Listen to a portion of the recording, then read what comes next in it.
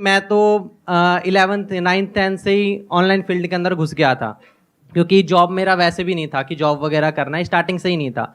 और अभी मैं अर्निंग भी कर रहा हूँ, लगभग 1-2 लाख रुपए अप्रॉक्सीमेटली मंथली बन जाते हैं। ऐसा क्या कर रहे हो? सर डिजिटल मार्केटिंग कर रहा हूँ मैं। मुझे भी साथ लगा लो। कोई असिस्टेंट चाहिए आपको? मैं सोचता हूँ सर, कुछ ना कुछ आज के डेट में बहुत सारे ऐसे डोमेन्स हैं जिसके माध्यम से आराम से आप चाहो तो 1-2 लाख रुपए आराम से कमा सकते हो, लेकिन उसकी तरफ सर कोई ध्यान ही नहीं देता। उसकी तरफ सब सोचते हैं फ्रॉड है, स्कैम है, वगैरह वगैरह, ठीक है, लेकिन उसकी तरफ ध्यान दोगे तो जॉब से ज़्यादा वहाँ पे अपॉर्चुनिटी है। तो बेसिकली आज मैं चाहता हूँ आप इस टॉपिक के ऊपर बात करें कि बहुत सारे ऐसे प्लेटफॉर्म जो लोग सीख करके कर सकते हैं। कोई भी आपके पास स्किल है उसको प्रमोट करके आप पैसा कमा सकते हो, तो क्यों लोग इतने सारे जॉब के पीछे पड़े हुए हैं? मेरी ये चीज़ समझ में नहीं आता, क्यों एग्जामिनेशन की तैयारी कर रहे हैं? आप में से कितने हैं जो अभी किसी न किसी एंट्रेंस की तैयारी कर रहे हैं? ऑलमोस्ट सब लोग आप किसी न किसी एंट्रेंस की तैयारी कर रहे हो।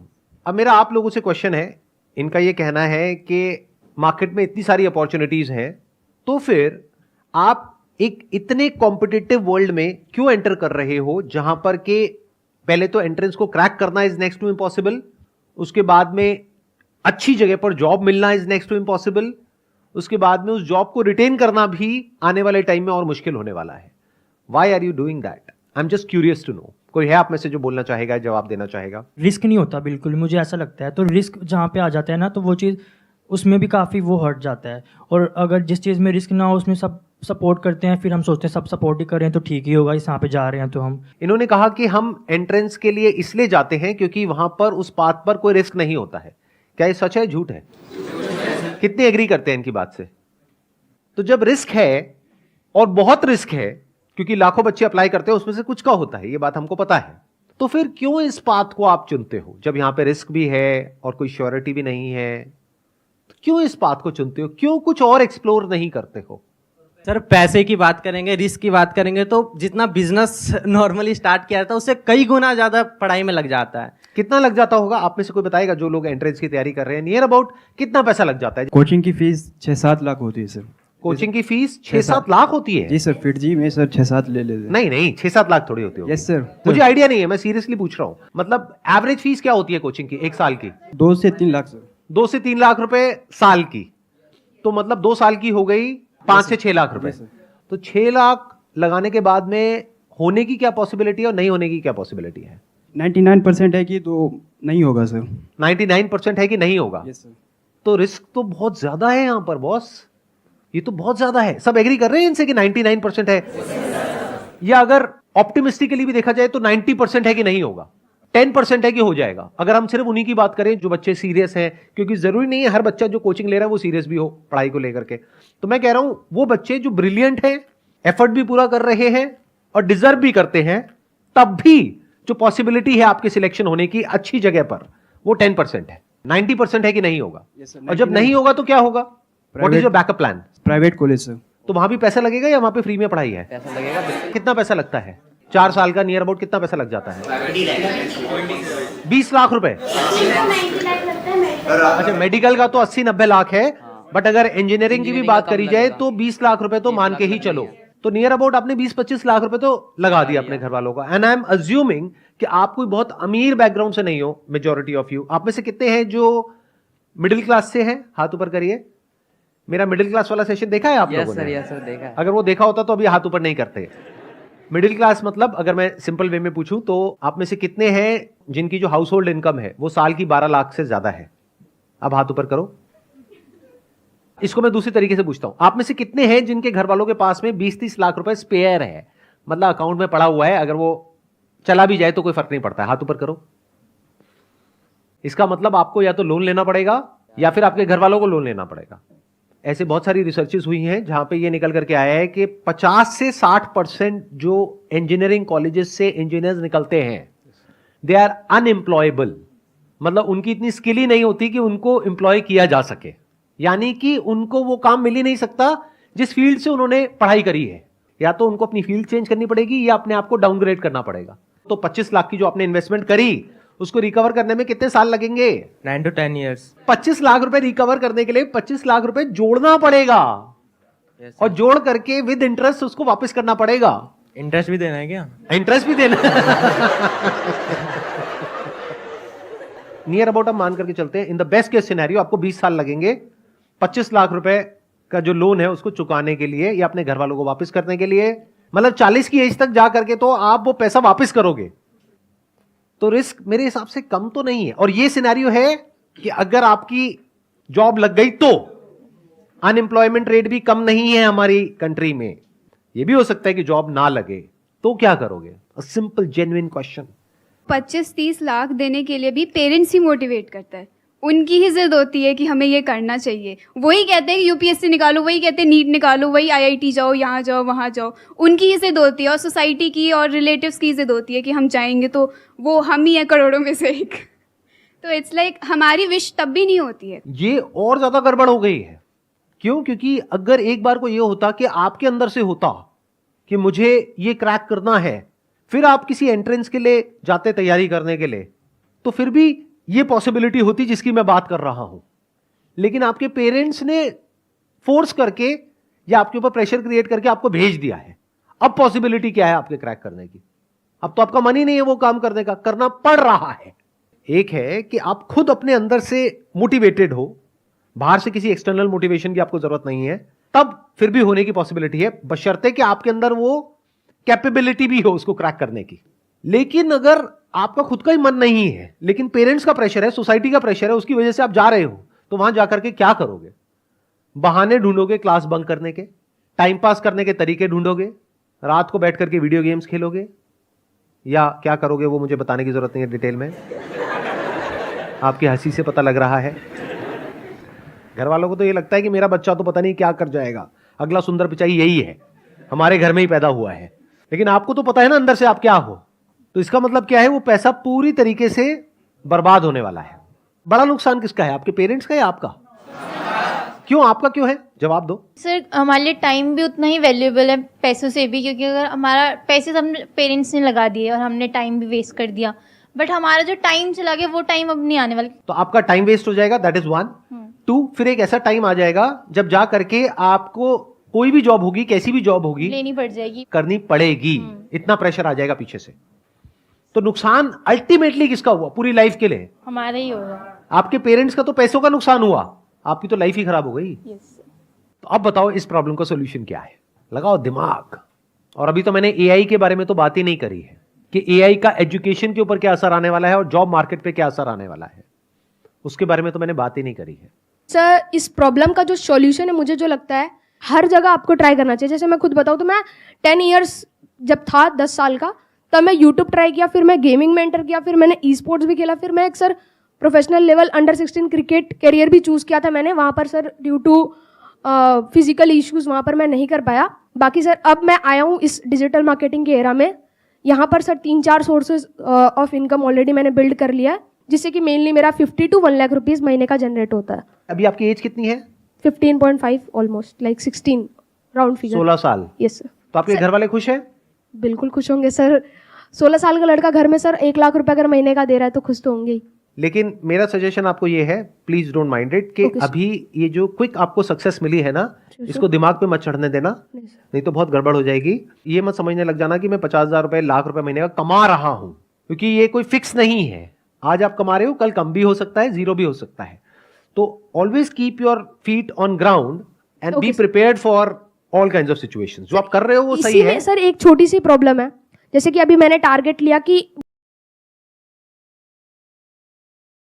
मुझे मंथली का 1 लाख करना है, तो वो मैंने 1 बार 2 बार टारगेट को अचीव कर लिया। बट सर जब मैं नेक्स्ट अब टारगेट को अपना बड़ा करता हूँ, जब उसको इंक्रीज करता हूँ थोड़ा सा, तो सर वो कंफर्ट जोन वाली फीलिंग आने लगती है। मन में ये होता है कि अरे पहले भी तो किया है, अब भी कर लेंगे। तो उस चीज को मैं कैसे टैकल कर सकता हूँ सर? आप कुछ ज्यादा ही अलग लेवल का क्वेश्चन पूछ रहे हो, यहाँ पे बाकी लोग उल्टी कर देंगे, उनके मुंह से झाग निकलने लग जाएगा। क्या बोल रहे हो आप? ये बेचारे अभी अपना पता नहीं कितने साल कितनी तैयारी करने वाले हैं, उसके बाद जाकर के कोई पैकेज लगने वाला है, और आप कह रहे हो कि सर लाख रुपए में मैं कंफर्ट जोन में चला जाता हूँ। सर कोई ऐसा रास्ता बताओ कि मैं ना 2 लाख रुपए अचीव कर जाऊं। बस भाई बस, इतना लालच नहीं करते, बहुत है अभी इस एज के हिसाब से। आगे जैसे जैसे एज बढ़ेगी अपने आप ही रास्ते खुलेंगे। Please have a seat. But ये बात मेरी हमेशा याद रखना, ये जो टेम्पररी सक्सेस है इसको दिमाग पे मत चढ़ने देना, गड़बड़ हो जाएगी। Sure sir. तो एक सॉल्यूशन हमको दिखा यहाँ पर। अब ये सॉल्यूशन कितना जेन्युइन है कितना नहीं है, I can't comment on that, क्योंकि मुझे नहीं पता कि एक्चुअल में कितना कमा रहे हैं कितना नहीं कमा रहे, बट मैं ये कह सकता हूं with confidence and with my understanding of the digital world कि ये पॉसिबल तो है। इनके साथ ये हो रहा है नहीं हो रहा है आई एम नॉट श्योर, बट ये पॉसिबल तो है। मैं ये कहना चाहती हूँ, जैसे इन्होंने डिजिटल मार्केटिंग या नेटवर्क के बारे में जो भी बताया, ठीक है, कई बार ऐसा होता है कि हम भी ट्राई करना चाहते हैं कि चलो हम भी चलते, इतना अच्छा पैसा है, जाते हैं, वो कुछ पैसे लेते हैं हमसे, वही 1-2 हज़ार कि हाँ हम आपको सिखाएंगे, ये करेंगे वो, फिर हमें वो 3-4 दिन की ट्रेनिंग देते हैं और उसमें ना कई लोगों को नहीं पता चलता, बट वो ना पूरे माइंड को हमारे इधर से उधर कर देते हैं। हमें बहुत सारा पैसा दिखाते हैं कि इतना पैसा है, क्या करोगे बताओ, बंगला खरीदोगे, क्या खरीदोगे, जबकि खुद उनके पास कुछ नहीं होता है। ज़्यादा से ज़्यादा एक मोटरसाइकिल होती है बस, उसमें ही वो भी आप ही दिखाते के हैं। पैसों से खरीदी होती है। हाँ, और कहते हैं कि देखो मैंने ये टारगेट बनाया, मैंने ये अचीव करा, आप क्यों नहीं कर सकते हो, बस 1 साल दे के देखो, ये करके देखो, ऐसे करते हैं। और एक बार जब इंसान इस चीज़ में जाता है तो फिर उसको तो फ्रॉड ही लगता है सब चीज़, कि हाँ फ्रॉड है। आपने कभी ऐसा ट्राई किया? हाँ मैंने किया है। आपने कितने पैसे दिए थे? मैंने दिए थे 500 रुपये। उन्होंने बोला कि ट्रेनिंग होगी, सब वापस हो जाएगा अगर ये सब हुआ, तो मैंने कहा चलो सही है, कौन सा ज़्यादा ही लग रहे हैं।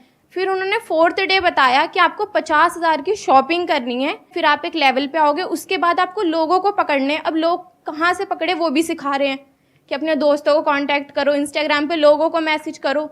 मैंने कहा लोगों को तो मैसेज करेंगे, अब कौन कैसा है हमें क्या पता। फिर कहेंगे आप ऑटो से जाते हो, वहाँ पे हाय हेलो करो, उनसे रिलेशन बनाओ और उनको उसमें घुसाओ। ये जो इस तरह के कोर्सेज कराते हैं, डिजिटल मार्केटिंग, ऑनलाइन मार्केटिंग या ऑनलाइन पैसे कमाने के तरीके, उसमें से 100 में से 99 फ्रॉड है।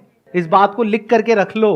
तो चैलेंज ये नहीं है कि पैसा कमाया जा सकता है या नहीं कमाया जा सकता है, चैलेंज ये है कि जेन्युइन कौन है और फ्रॉड कौन है। हाँ। पहले तो एक बात को मेरी अच्छे से समझ लो कि जो आने वाले 10 साल हैं उसमें कुछ ऐसा होने वाला है जो पिछले 100 सालों में नहीं हुआ है। और जहां तक आपके जो पेरेंट्स हैं या फिर आपके रिलेटिव्स हैं या आप खुद हो, जहां तक नहीं देख पा रहे हो, एआई की दुनिया में कुछ ऐसा हो रहा है which is beyond your wildest imagination. Daily कुछ नया हो रहा है और इतनी तेजी से हो रहा है, इतनी तेजी से हो रहा है जिसकी कोई हद नहीं है। आने वाले टाइम में बहुत सारी जॉब्स जो आज की डेट में है वो फ्यूचर में नहीं रहेगी। इस बात को समझ लो अगर समझ सकते हो तो। अब मैं बताता हूं मैं फ्यूचर को किस तरीके से देख रहा हूं, या फिर अगर मैं आप लोगों की जगह हूं तो मैं क्या करूंगा। नंबर 1, मैं अपना टाइम वेस्ट नहीं करूंगा, क्योंकि ये जो टाइम है ना आप लोगों का, ये सबसे प्रेशियस है पूरी लाइफ में। अभी आपका दिमाग खुला हुआ है, आप कुछ भी नया बड़ी जल्दी सीख सकते हो। जैसे जैसे एज बढ़ेगी आपके लिए कुछ भी नया सीखना, या नया सीखना तो बहुत दूर की बात है, नए आइडियाज को एंटरटेन करना ही बहुत मुश्किल हो जाएगा। अगर मेरी ये बात समझ नहीं आ रही तो जाकर के अपने पेरेंट्स को देख लो, उनसे जाकर के किसी भी नई चीज के बारे में बात करो, वो एकदम से घबरा जाएंगे इन मेजॉरिटी ऑफ द केसेस, और वो कहेंगे नहीं नहीं ये सब बेकार होता है, बिना समझे। मैं ठीक कह रहा हूं गलत कह रहा हूं, कितने मेरी इस बात से एग्री कर रहे हैं? तो ये आपकी लाइफ का गोल्डन पीरियड है, डोंट वेस्ट इट। अगर आप ये सोच रहे हो कि पास में जैसा होता आया है कि मैं ये डिग्री लूंगा या लूंगी, उसके बाद में मेरी यहां पर जॉब लग जाएगी, उसके बाद में लाइफ सेट है, तो इस गलतफहमी से जितनी जल्दी हो सके बाहर आ जाओ। आने वाले टाइम में जो मीडियोक्रिटी है उसके लिए जगह नहीं बचने वाली है कॉर्पोरेट वर्ल्ड में। तो बहुत सारे लोगों की जॉब्स जाने वाली हैं। कौन होंगे वो लोग? जो मीडियोकर हैं इन द सेंस कि वो अपने आप को अपडेट नहीं कर रहे हैं टाइम के साथ साथ में, कि 5-10 साल पहले बस कॉलेज से एक डिग्री ले ली है, अब जॉब लग गई है, अब वो कहते हैं लाइफ सेट है। ये जिनकी लाइफ सेट है ना, उनकी लाइफ ऐसी हिलने वाली है कि उन्हें खुद भी नहीं समझ आएगा कि हुआ क्या है। कितने मेरी इस बात को मानते हैं कि अगर आप अपने काम के लिए, जो भी आप काम कर रहे हैं उसके लिए, चैट जीपीटी सिर्फ एक टूल नहीं है, ऐसे और भी बहुत सारे टूल्स हैं, अगर उन टूल्स को आप यूज करते हैं तो अपनी जो प्रोडक्टिविटी है उसको बहुत बढ़ा सकते हैं। तो जब आप अपनी प्रोडक्टिविटी को बढ़ा सकते हो 10 गुना से, तो 10 लोगों का काम एक इंसान कर सकता है। तो अगर मेरी एक आईटी कंपनी है और वहां पर 1 लाख लोग काम करते हैं और वो काम 10,000 लोग कर सकते हैं, तो मैं बाकी 90,000 का क्या करूंगा? निकाल दूंगा। तो 90,000 लोगों का क्या होगा? या तो अपनी स्किल्स को उनको अपग्रेड करना पड़ेगा या अपनी लाइन को चेंज करना पड़ेगा। मैं कह रहा हूं, देखो मेरी इस बात को ना गांठ बांध लो, आने वाले टाइम में मीडियोक्रिटी नहीं चलने वाली है, मशीन्स का जमाना आने वाला है।